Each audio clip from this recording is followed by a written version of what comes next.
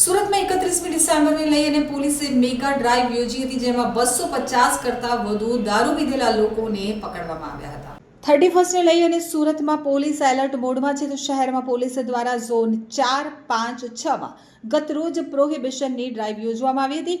Police દ્વારા શહેરમાં દારૂ પીધેલા તેમજ દારૂ પીને વાહન ચલાવતા લોકોને બ્રેથ એનાલાઇઝરથી ચેક કરવામાં આવ્યા હતા, જેમાં ઝોન 4માં 170 જેટલા લોકો, ઝોન 3માં 70 અને ઝોન 5માં 45 લોકોને પકડવામાં આવ્યા હતા.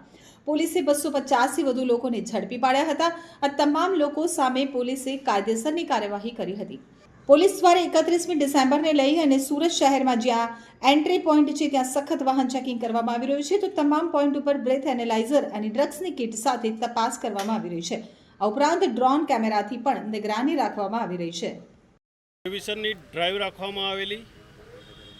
સુરત શહેરના જે એન્ટ્રી પોઈન્ટ છે ત્યાં તમામ જગ્યા ઉપર વાહન ચેકિંગ અને જે દારૂ પીને વાહન ચલાવે છે એના ઉપર વોચ રાખવામાં આવેલી. બ્રીથ એનાલિઝરથી એને ચેક કરવામાં આવ્યા.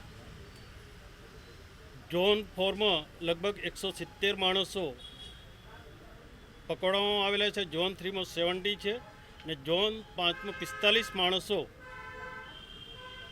ઉપર કાર્યવાહી કરવામાં આવેલી છે. સુરત શહેરમાં માન્ય અમારા પોલીસ કમિશનર અનુપમ ગેહલોત સાહેબની સૂચનાથી તમામ જે એન્ટ્રી પોઈન્ટ છે ત્યાં સખતમાં સખત વાહન ચેકિંગ રાખવામાં આવેલી છે. તમામ પોઈન્ટ ઉપર બ્રેથ એનાલિઝર અને ડ્રગ્સની કીટ પણ રાખવામાં આવેલી છે. જે ડુમ્મસ અને જે બહારનો એરિયા છે તે ફાર્મ હાઉસમાં ડ્રોનથી પણ નિગરાની રાખવામાં આવશે. ઝોન અમારા સેક્ટર 2 વિસ્તારમાં પૂરા શહેરમાં લગભગ તમામ પોલીસ 31 અને કાલે 1 જાન્યુઆરી 2025 સ્ટાર્ટ થાય છે. તમામ પોલીસ સુરતમાં કાયદો અને વ્યવસ્થા શાંતિથી આની ઉજવણી થાય અને કોઈ બનાવ નહીં બને એ માટે તમામ કાર્યવાહી કરવામાં આવી રહેલી છે.